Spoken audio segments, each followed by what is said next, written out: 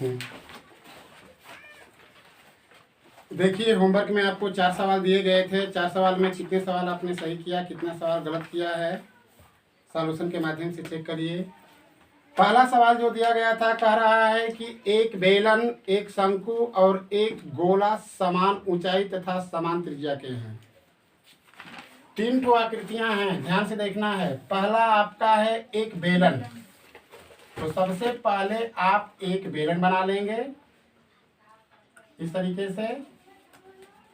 फिर दूसरी आकृति कह रहा है कि एक शंकु की है, एक शंकु है। तीसरी जो आकृति है वह कह रहा है एक गोला है। 3 ठो आकृतियां हैं। कह रहा है कि इनमें से प्रत्येक की जो त्रिज्या है, त्रिज्या वो r है।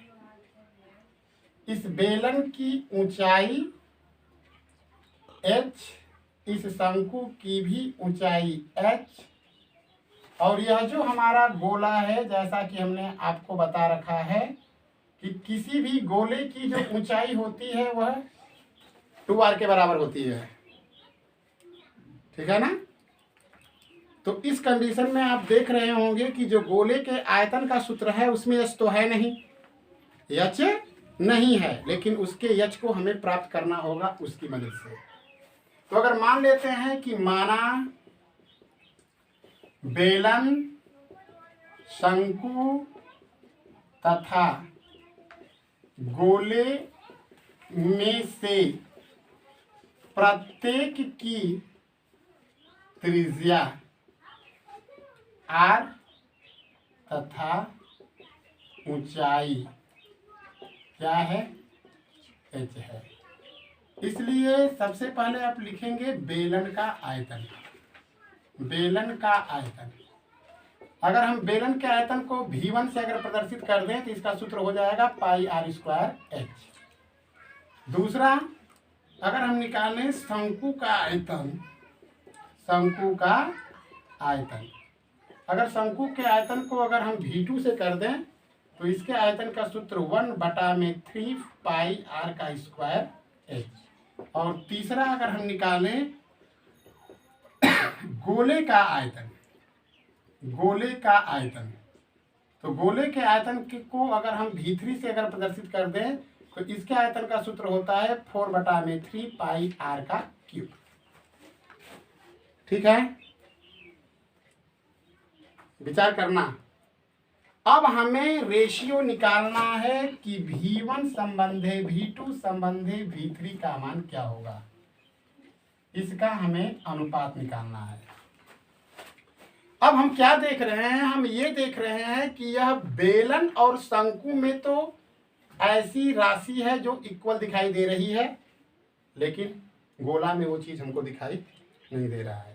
तो अपना मकसद निकालने के लिए हम करते क्या हैं, यह जो हमारा V3 है गोले का आयतन, जिसका सूत्र हमने लिखा है 4/3 पाई r का क्यूब, अपना मकसद निकालने के लिए इसको हम तोड़ रहे हैं। 2/3 पाई गुणते r का वर्ग और गुणते हम 2r कर दे रहे हैं। ध्यान से देखेंगे क्यों किया गया। अब देखिए, इसका सारा मल्टीप्लाई करेंगे तो यही रिजल्ट आपको मिलेगा। ठीक है ना? देखिए, जैसे 2 दूना के 4 r का वर्ग और r का क्यूब पाई हो ही जाएगा, इसके बराबर हो गया। लेकिन मकसद हमारा निकल गया, क्योंकि अब हम 2r के जगह पर गोले की ऊंचाई h क्या कर सकते हैं, लिख सकते हैं। तो इस कंडीशन में इसका मान हो गया 2/3 पाई r का वर्ग, और यहाँ पे क्या लिख दिया, h। ये मान किसका हो गया, V3 का। इसलिए बेलन, शंकु तथा गोले के आयतनों में अनुपात, आयतन में अनुपात क्या होगा, अर्थात V1 संबंधे V2 संबंधे V3 बराबर पाई r का वर्ग h संबंधे 1/3 पाई r का वर्ग h संबंधे 2/3 पाई r का वर्ग क्या h। समझ रहे ना बेटा? अब क्या हुआ? अब हम ये देख रहे हैं कि ये पाई आर का स्क्वायर एच, पाई आर का स्क्वायर एच, पाई आर का स्क्वायर एच सब में क्या है? कॉमन है ना। तो इस कंडीशन में हमको क्या मिला? मिला हमको 1/3 असंबंधे 2 क्या मिला? 3 मिला ना। क्योंकि ये सारी चीजें आपस में क्या हो जाएंगी? कैंसिल हो जाएंगी। अब इसका एलसीएम लेकर के अगर आप निकालेंगे तो क्या निकलेगा? एलसीएम सबका 3 हो जाएगा। तो ये हो जाएगा 3 संबंधे 1 संबंधे क्या 2। यही आपका आंसर होगा। यानी V1 संबंधे V2 संबंधे V3 का मान 3 संबंधे 1 संबंधे 2 होगा। यही आपका क्या होगा? आंसर। अगर आपका आया होगा तब तो सही, नहीं आया होगा तो गलत। आया है? लगाएंगे इसको? लगा लीजिए। लगाना है तो लगा लीजिए झट से। देखिए सवाल नंबर दूसरा दिया गया था, एक शंकु की तिरछी ऊंचाई 13 सेंटीमीटर तथा उसके आधार की परिधि 88 सेंटीमीटर है, तो उसका वक्रपृष्ठ ज्ञात कीजिए। देखिए सवाल नंबर दूसरा में आपको दिया गया था, एक शंकु था, इस शंकु के आधार की परिधि का मतलब आपको पता है, शंकु का आधार वृत्त के आकार का होता है, यानी आधार की परिधि जो है 88 सेंटीमीटर है और इसकी तिरछी ऊंचाई L का मान क्या सेंटीमीटर? 13 सेंटीमीटर। हमें निकालना है शंकु का वक्रपृष्ठ, और शंकु के वक्रपृष्ठ का सूत्र पाई आर एल। तो L के जगह पर तो हम 13 रख सकते हैं, लेकिन हमें जरूरत पड़ेगी किसकी? R की। तो R का मान इसके मदद से निकालेंगे। आधार की परिधि हमको दिया है, 88 सेंटीमीटर। परिधि का सूत्र 2 पाई r इक्वल टू 88 के, तो r बराबर 88 बटा में 2 पाई, r बराबर 88 बटा में 2 गुणते 22, ऊपर चला गया 7, 22 दूना 44, 44 दूना 88, r का मान 7 दूना के 14 सेंटीमीटर। इसलिए शंकु का जो वक्रपृष्ठ होगा, शंकु का वक्रपृष्ठ पाई आर एल होगा। पाई का मान 22/7, आर का मान 14 और एल का मान 13। काट देंगे, 7 दूना के 14, 22 दूना के 44 गुणते 13, 13 चौक के 52, और 13 चौक के 52 और 5 57। हाँ, इतना वर्ग सेंटीमीटर। यही आपका क्या हुआ? आंसर होगा। ये आपका सवाल नंबर दूसरा था। सवाल नंबर तीसरा देखें। सवाल नंबर तीसरा दिया गया है कि एक शंकु की ऊंचाई को 3 गुना और त्रिज्या को आधा कर दिया जाए तो प्राप्त नए शंकु तथा मूल शंकु के आयतनों में अनुपात क्या कीजिए? याद कीजिए। तीसरा सवाल, दिया हुआ शंकु जो है, वास्तविक शंकु जो है हमारा, वास्तविक शंकु जो है उसकी त्रिज्या r तथा ऊंचाई क्या है? h। ये हमारा मूल शंकु है। यानी एक शंकु हमको दिया गया था इस प्रकार का, जिसके आधार की त्रिज्या r थी और इसकी ऊंचाई क्या था? h। इसलिए मूल शंकु या वास्तविक शंकु का आयतन क्या होगा? वास्तविक शंकु का आयतन 1/3 पाई r स्क्वायर क्या होगा? अगर हम वास्तविक शंकु के आयतन को V1 से प्रदर्शित कर दें तो V1 बराबर 1/3 पाई r स्क्वायर है। समीकरण नंबर। प्रश्नानुसार क्या कह रहा है? यदि इस शंकु की ये शंकु जो हमको दिया गया है इसकी ऊंचाई को 3 गुना, प्रश्नानुसार शंकु की ऊंचाई 3 गुना तथा त्रिज्या क्या? आधी कर दिया जाए। कर दिया जाए। अर्थात नए शंकु की ऊंचाई अब 3h कर दिया जाए और उसकी जो त्रिज्या है r/2 कर दिया। ठीक है। अब कह रहा है कि शंकु आपको ऐसा कर देना है, उसकी ऊंचाई को बढ़ा देना है। जो पहले आपका h था अब इसको 3h कर देना है और ये जो r था अब उस r का मान r/2 क्या कर देना है। तो ये आपका मूल शंकु है और ये आपका नया शंकु है, नया शंकु। इसलिए प्राप्त नए शंकु का आयतन यानी V2 बराबर 1/3 पाई r² h 1/3 पाई गुणते, अब r का मान r नहीं r/2 रखना है और h का मान क्या रखना है 3h। 3 से क्या हुआ cancel, pi r² h by क्या हुआ 4। समीकरण नंबर क्या हुआ V2। इसलिए V1 संबंधी V2 का मान क्या होगा, तो 1/3 पाई r² h और बटा में पाई r² h और बटा में क्या होगा 4। इसको अगर आप हल करते हैं तो ये हो जाएगा, देखो ये बटा में है, जैसे कोई भिन्न होती है, जैसे 2/3 3/2 2/4, तो कैसे लिखते हैं 2/3 गुणते 4/2, ऐसे नहीं लिखते हैं। तो वही बात यहाँ पर है। तो इसको अगर आप लिखेंगे तो आपको मिलेगा क्या कि 1/3 पाई r² h गुणते 4 कहाँ चला जाएगा ऊपर चला जाएगा, 4 में पाई r² h, पाई r² पाई के r² से क्या हुआ कट गया।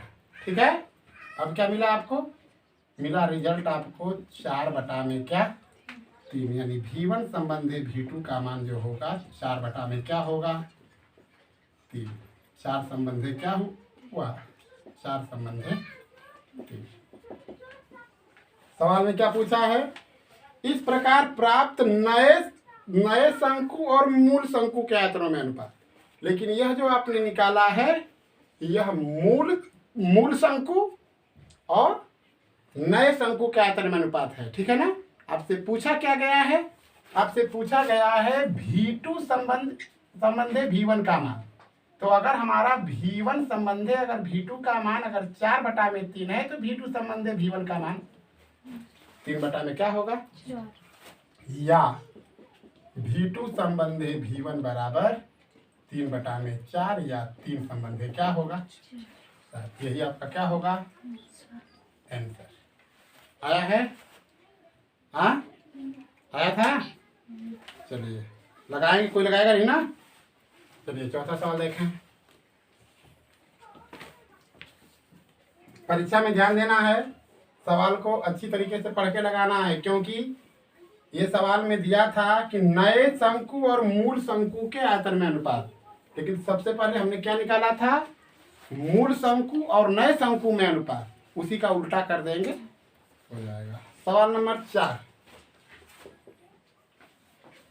एक गोले की त्रिज्या में 20% की वृद्धि कर दिया जाए तो मूल गोले और प्राप्त गोले के आयतनों में अनुपात ज्ञात कीजिए। कह देंगे कि यदि गोले की त्रिज्या r हो, यदि गोले की त्रिज्या r हो तो गोले का आयतन क्या होगा। अगर हम फर्स्ट गोले के आयतन को V1 से प्रदर्शित कर रहे हैं तो 4/3 पाई r का क्या होगा क्यूब हो जाएगा। ये हमारा समीकरण नंबर क्या हो गया। बोला है कि गोले की त्रिज्या में 20% की क्या कर दिया जाए, वृद्धि कर दिया जाए, अर्थात r का 20%। इसका मतलब r गुणते 20/100, 20/100 r/5 इतना की क्या कर दिया जाएगी वृद्धि। इसलिए नए गोले की त्रिज्या क्या हो जाएगी r/5। यानी ये हो जाएगा 6r बटा में कितना 5k। समझ रहे हैं बात? क्योंकि अगर हम r का 20% निकालेंगे तो इतना की वृद्धि हो गई ना, तो कितना की वृद्धि हो गई, ये मतलब r बटा में 5 की वृद्धि हो गई। अब मूल त्रिज्या हमारी क्या थी r, तो जब r में इस वृद्धि वाली को जोड़ेंगे तभी ना नए गोले की त्रिज्या निकलेगी। इससे कहने का आशय है कि एक गोला ये रहा होगा तो इस गोले की त्रिज्या r रही होगी। जब इस r में अगर 20% की वृद्धि किया गया तो r बटा में 5 मिला, तो नई त्रिज्या क्या बनेगी, तो r बटा में 5 को जोड़ेंगे तो 6r बटा में क्या होगा 5। यानी जो नया गोला बनेगा अब उसकी त्रिज्या r जो होगी वह 6r बटा में क्या होगी 5 होगी। इसलिए नए गोले का आयतन V2 बराबर सेम रहेगा 4 बटा में 3 पाई r का क्यूब, लेकिन अब r का मान रख लेंगे जो ये आया है। इसका मतलब 6r बटा में 5 का क्यूब, यानी 4 बटा में 3 पाई और गुणते, इसको काट लेंगे, आप काटना पड़ेगा ना। तो इसको देखो कन्फर्म है कि ये 6 का गुणा 3 बार है, 6 का गुणा 3 बार है। तो अगर 6 6 के 36 और 36 में फिर 6 का मल्टीप्लाई करेंगे तो 6 6 के 36 को 6 हाथ में लगेगा क्या 3 और 36 18 18 3 21, यानी ये 216 बटा में 125। अभी r का क्या होगा क्यूब, लेकिन ये कट जाएगा, ठीक है ना, 3 से इसको काट सकते हैं। 3 सत्ते 21 और 3 दूना के 6। अब 4 का गुणा कर देना, 4 दूना के 8 और 4 सत्ते 28। इसका मतलब 228 r का क्यूब और बटा में गुणा करेंगे तो ये क्या हो जाएगा 288 ना, 4 दूना के 8 7 चौक 28 ना, और ये हो जाएगा पाई r का क्यूब और बटा में 125। ये हो गया क्या V2। क्या पूछा है V1 अपान V2 का मान, मूल गोले और प्राप्त नए गोले के आयतन में अनुपात। इसलिए V1 अपान V2 का मान क्या होगा, देखिए V1 का मान है आपका 4 बटा में 3 पाई r का क्यूब और बटा में क्या आया है 288 और बटा में 125 पाई r का क्यूब। कैंसिल हो गया, क्या मिला 4 बटा में 3 गुणते 125 और बटा में 28 नहीं 88। 4 से काटा जा सकता है, 4 सत्ते 28 और 4 दूना के 8, तो इसका मतलब 125 और बटा में 3 दूना के 6 और 7 के 21, यानी V1 संबंधी V2 का मान 125 संबंधी 216। ये आएगा तो सही, अन्यथा गलत।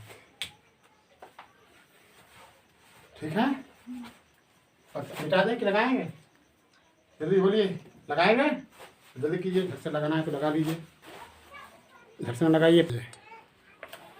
देखिए 5वां आपका जो सवाल है इसमें कह रहा है कि एक शंकु है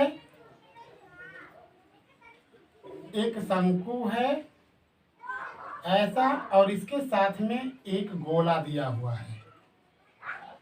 समझ रहा है, एक शंकु है और एक गोला इस आकार का,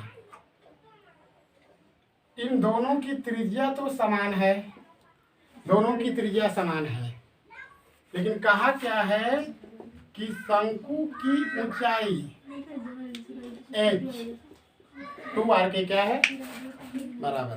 ये कह रहा है कि शंकु तथा गोले की त्रिज्या समान है, लेकिन शंकु की ऊंचाई गोले के व्यास के बराबर है।